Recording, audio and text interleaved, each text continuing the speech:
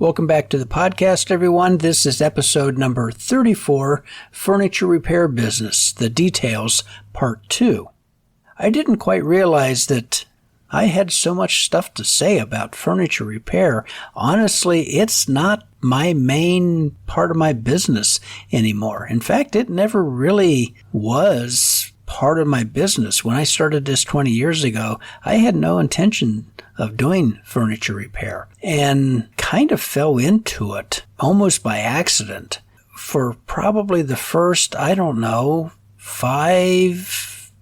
years, nobody asked me about furniture repair other than friends and family. And then all of a sudden, I just started getting phone calls, and I did a little bit of digging, heard on the grapevine that there were two people in our community who did a lot of furniture repair who had passed away.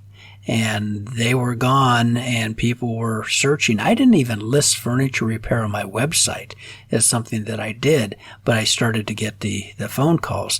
And that's how I got into this, not really because I wanted to, but I wanted to help people out. And you can learn so much about woodworking if you repair furniture, because you get a first-hand look at how someone else screwed up.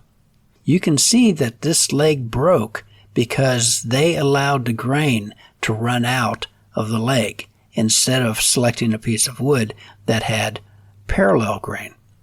You pick up on all types of things like this. You can see exactly how much damage a 4-year-old with a fork can do to a dining room table. So it's a good way to sharpen your woodworking skills and keep them sharp. Now, last week we had been talking about furniture repair and also furniture restoration and refinishing.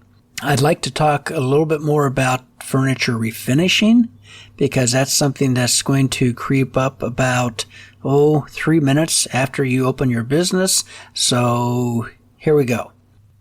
A refinishing is when you completely take off the existing finish. Some phone calls will be, do you strip furniture? And so what that customer wants is the original finish completely removed. Now, traditionally, the way this was done was in a dip tank, where the person would have a chemical in a 55-gallon drum or something like that, and they would literally dip the piece into the chemical, let it sit there for 10 or 15 minutes and pull it out, and the finish literally falls off. Sometimes the veneer would also fall off, or the chair rungs would start falling off. That was kind of not the best way of removing finish, but it used to happen. A lot of more modern refinishers will use what's called an overflow tank, or sometimes a flood tank.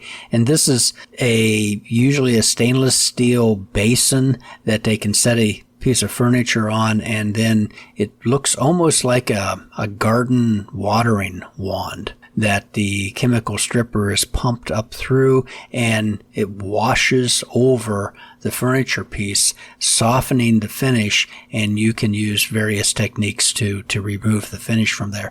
You really reduce the contact of the chemical to the wood, and you don't use nearly as much chemical, and it does a really good job.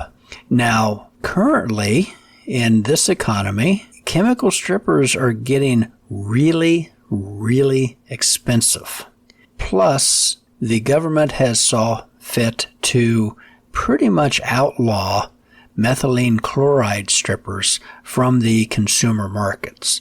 Now, professionals can still get this, but that's also inviting the EPA or your state Department of Environmental Management into your business for inspections, and that opens up a totally new can of worms that I personally do not want to mess with.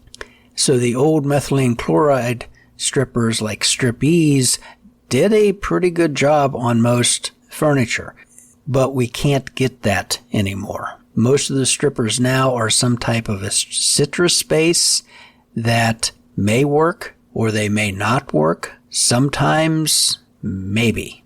And canoe restoration. I have tried just about every stripper made, and I have come to the conclusion that some strippers will strip some finishes and some other strippers will not strip some finishes. It really kind of depends on the finishes. I found some varnish that was put on probably in the 20s or 30s that, dynamite seems to work well on it, but none of the chemical strippers really work. Now, something else you can use is like a sodium hydroxide, a lye stripper. Like any of these chemicals, you've got to be very careful with these. Read the directions. Follow the directions. If it says use in a well-ventilated area, they mean use in a well-ventilated area and wear a respirator. Another thing you need to pay attention to is lead. You might get an old door or maybe some piece of furniture that's been painted. It really would not be a bad idea to do a lead test. You can pick these little kits up at any of the box stores, hardware stores. They're real easy to do. Don't do just the surface, but sand away or chip away down to bare wood and do the test strip over several layers of material. You could have 7 layers of paint on there. The first 3 are lead, and that's what you need to be concerned with. And if you find lead, take appropriate precautions. You do not want to breathe this stuff in. So this is where abrasion doesn't really work very well. You're better off using some type of a chemical stripper that totally encapsulates the lead particles and does not allow it to become airborne. Another thing you can use on paint, particularly lead paint, is infrared heat. You've got to be very careful using heat around lead. Do not use like a propane torch or a heat gun to remove lead. Why? You will cook yourself. Both of those heat sources are much higher than the volatility of lead. You will literally turn that into a gas and you'll start breathing the stuff in. Not a good look. But if you use an infrared heat gun, and they make these specifically for stripping lead paint, they only get up to around 600 degrees, 550, 600 or so, which is below the vaporization point of lead. And so it's a much, much, much safer technique without resorting to chemicals. Chemicals can be good because you're just creating this like slurry that it all gets scraped up and disposed of. If you are doing a lot of work inside a house or even on the outside of a house, you need to be aware of the government lead abatement program called RRP, Renovation, Repair, and Painting Program. It's a program set up through the EPA to try to mitigate lead exposure in residential and commercial properties. It's a government program. If you're doing a lot of this, you really should check into it and become informed. The other way of removing a finish is with abrasives. Good old-fashioned sandpaper. You'll probably want to invest in a really good random orbit sander and maybe an inline sander. What about a belt sander? Hey, I've got a belt sander. Can I use that? No, please do not use a belt sander. I have seen and heard of more projects destroyed with a belt sander than I can count. I remember a guy back in my hometown built this beautiful cedar strip wood canoe, and he was using a belt sander to smooth out the exterior of the hull. Went right through. The cedar strips are only about maybe a 1/4 of an inch thick to begin with, and he burnt right through. Just don't use a belt sander. It's just not worth it. Invest in a good random orbit sander.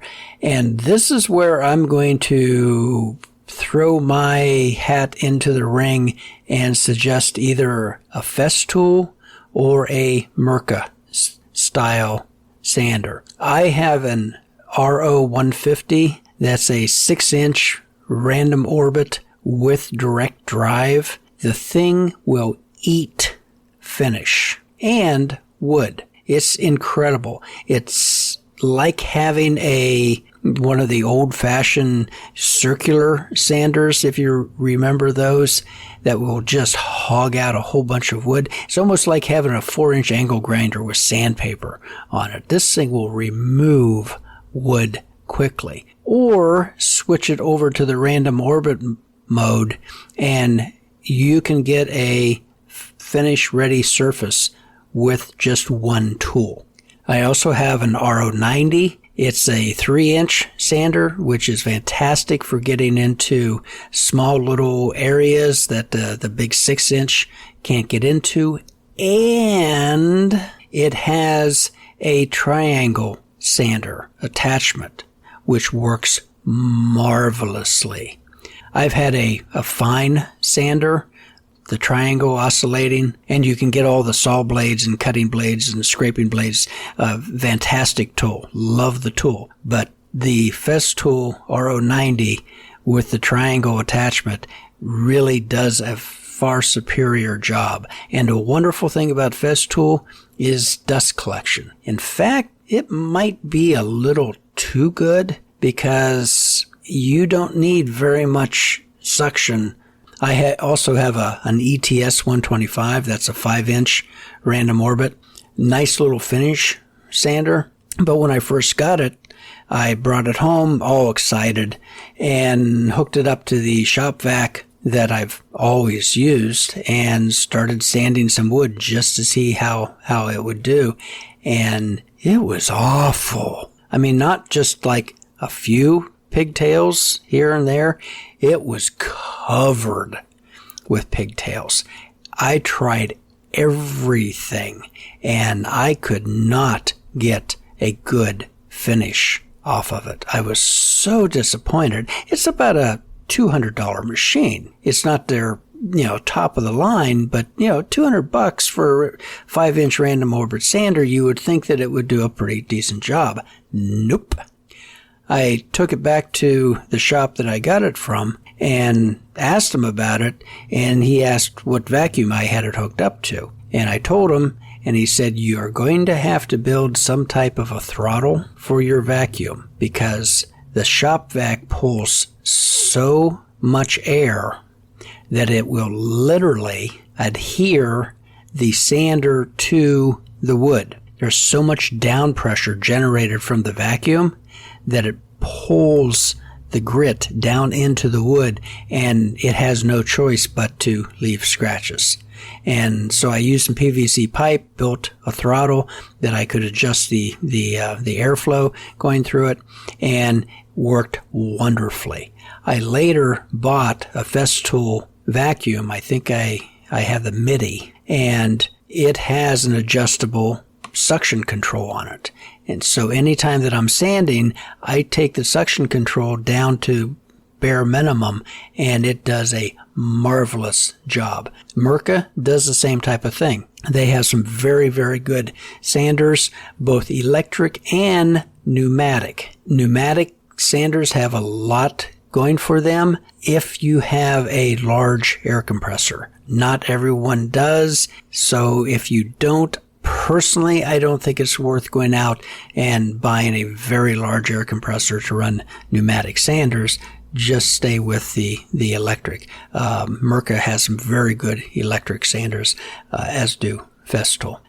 So after you've stripped the finish off, you have also stripped any stain that is on the piece off, and you need to restain the piece. Sometimes it will be the same color. Sometimes the customer will want something a little different, maybe something a little lighter, which seems to be the popular trend. Sometimes maybe something a little darker, or the customer wants the piece painted.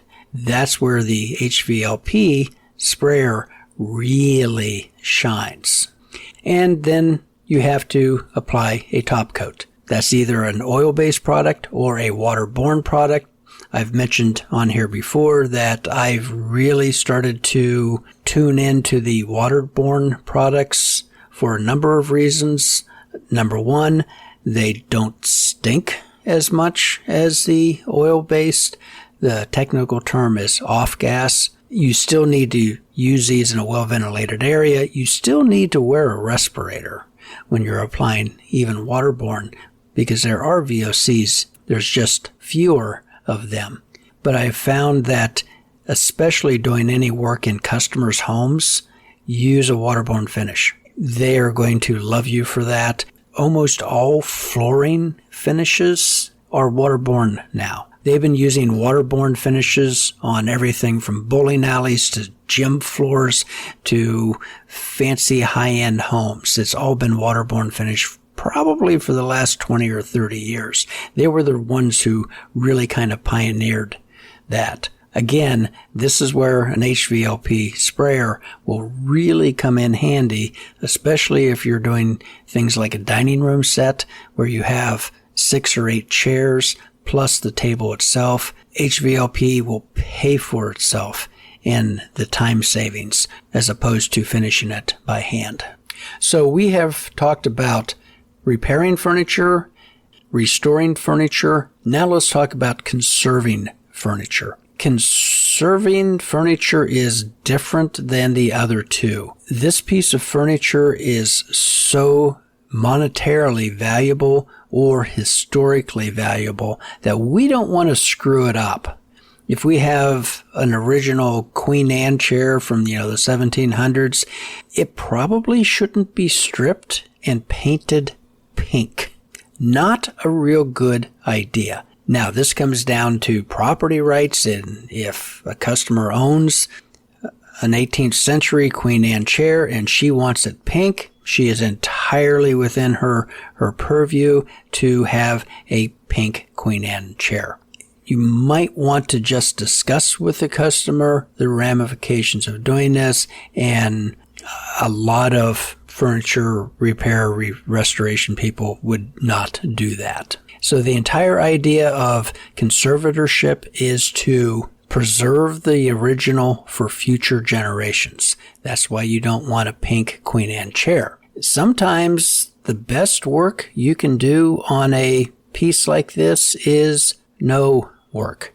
Leave it original. Don't touch it. Anytime you touch a piece of furniture like this, the guiding principle is do no harm. If something's broken, it can be repaired. But there are a few guidelines in doing this. Anything that you do to that chair needs to be reversible. So if a museum acquires this chair in 50 years, they can see where you made a repair to a rung. They should be able to undo that repair. If you have to add finish, you need to add a finish that can be reversed. So like catalyzed varnish probably is not a good idea on something like this, but maybe something more appropriate would be a soft resin varnish. And the other thing is not to go overboard with your repair to the point that no one really can tell. Sure, you're doing a restoration. The goal actually is to make a repair that nobody can see, but not when we're talking about conservation of a piece. It should be obvious to a well-trained eye that you have done this type of repair. We don't want to change the original character of the piece, but we can restore the piece to a usable, functional state but we're not trying to hide anything. There's a whole, well, shoot, you can go to college and get a degree in conservation. And these people do absolutely incredible work. You may hear them referred to as curators of some famous museum or conservators or preservationists. This is really high-end stuff. They're not doing the stuff you picked up at the local used furniture store. They're doing some really high-end stuff, and some of the techniques they use is just out of this world. There's this one technique that they developed to clean an antiquity. This was, I think, like a Mayan piece of pottery. No, it was a textile. I believe it was Mayan. And, there's like 2 of these in the entire world. And it was incredibly intricate, but there was a lot of dirt and grime in the pattern. And what they finally figured out is that they could use an enzyme that would eat that grime, but not touch anything else. I mean, who comes up with this type of stuff?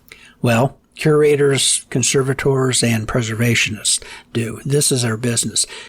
If you want to watch something really fascinating, check out Bumgardner Restoration on YouTube. I'll leave a link in the show notes.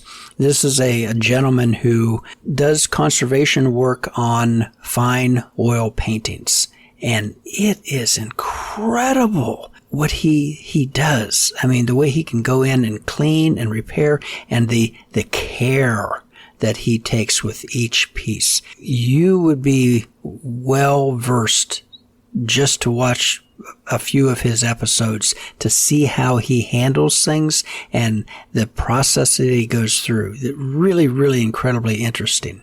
Even if you have, no desire to go into, repairing or restoring paintings, a lot of the techniques that he uses are very applicable to furniture. Oh, something else these people come up with? Microcrystalline wax. You've probably heard of museum wax. It's an incredible product that is used on fine pieces of wood objects, not necessarily your dining room table, but if you have let's say a turned bull or a wood sculpture or a jewelry box, you can use a microcrystalline wax on that. It takes very little to do an entire piece. And the way this wax is structured, it doesn't leave any fingerprints. Typically, if you use like a paste wax and you go through, you can leave a fingerprint on it. And this was developed in the British Museum of Natural History, I believe, as a way of protecting some of their artifacts while still allowing the public to interact with that. In other words, pick it up and handle it. If they did that with just a normal wax, they'd have to be cleaning the thing all the time. But the microcrystalline wax does a fantastic job of protecting a piece. It's very popular with wood turners. Okay, one final thing. I'd like to talk about reproductions or recreations. You may see in a catalog or some advertisement, genuine reproduction. What does that mean? This is a genuine reproduction of a early 1800 Empire piece of furniture, or maybe a Gustav Stickley arts and craft piece from the turn of the 1900s. What is a genuine reproduction? Well, this is an area of furniture where they are reproducing or recreating pieces of historic furniture. And I think it's a wonderful idea.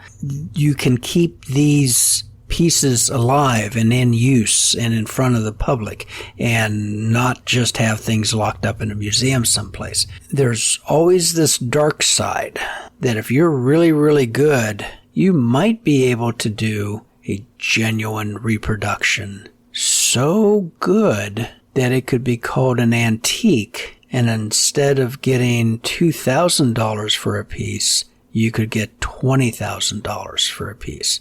Well, this is called a fake or a fraud, and there's a wonderful book called Fake, Fraud, or Genuine by Marina Kay.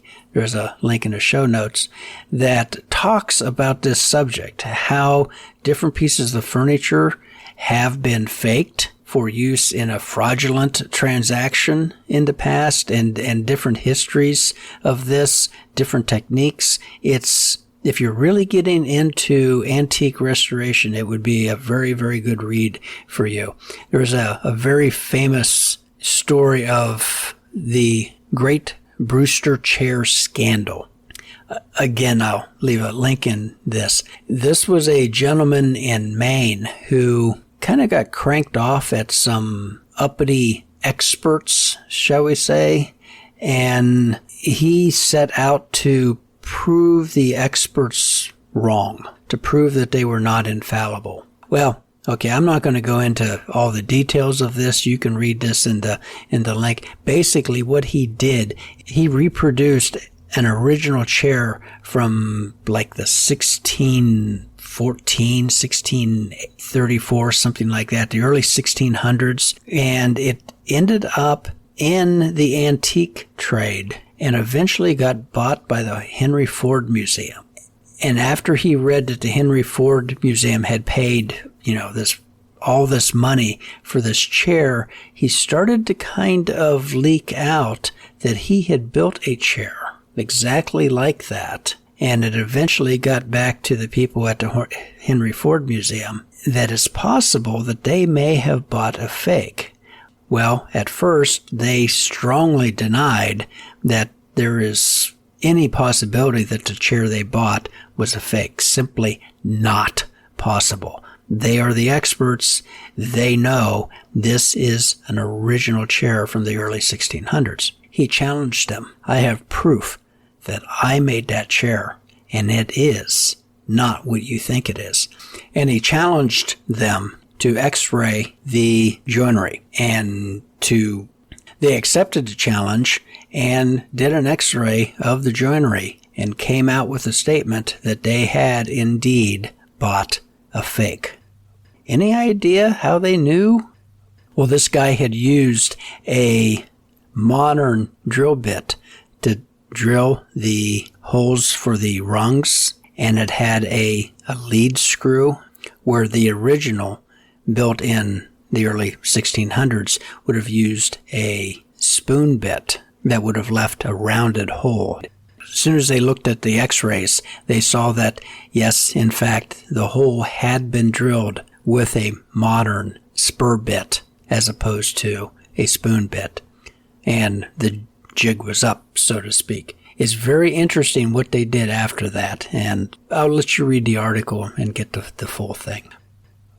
Marketing. Well, marketing for furniture repair is really pretty easy. The only thing you're really going to have to do is to hang up your shingle, do your normal stuff, and people are going to start calling you. There are just not very many people around who do furniture repair anymore. Also, contact moving companies. They are always buggering up furniture that they're moving, and they need somebody to fix this like now.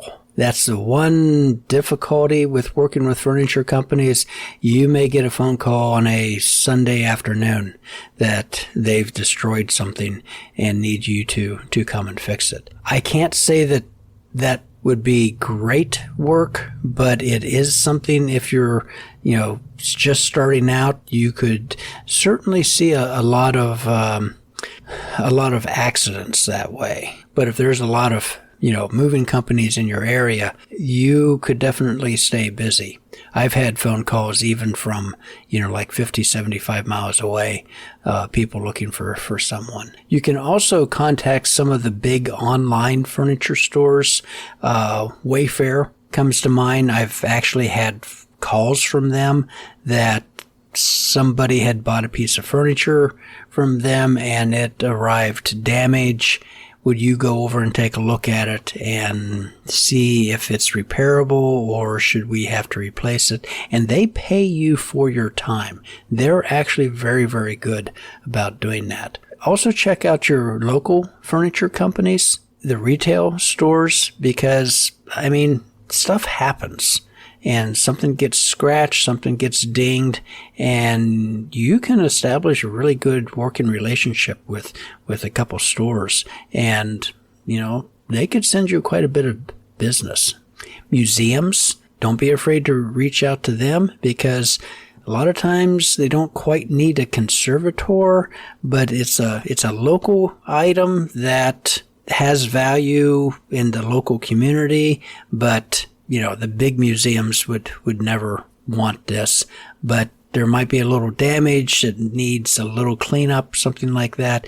You could also get in there. That would be a really good end in the community, especially if they allow you to put up a little card, restored by, Joe's Furniture Repair. And since the baby boomers, old people, have the old furniture, it is not a bad idea to reach out to them directly. A lot of libraries will offer some type of, lecture series on various subjects. You can get in on that and just give a, 20-minute, 30-minute speech on care and feeding of your furniture or classic furniture in a particular era, whatever, your interest, your specialty is. That would be a good way of reaching out.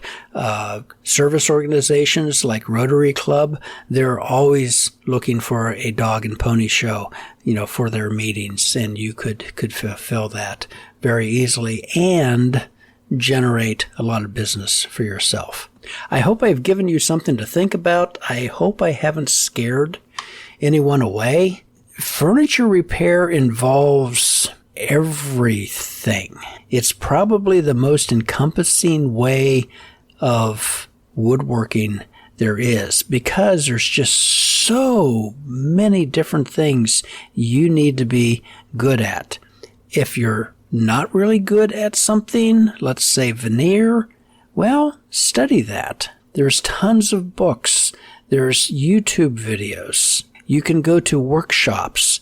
Do something to educate yourself, to improve your skills. These will pay off down the road.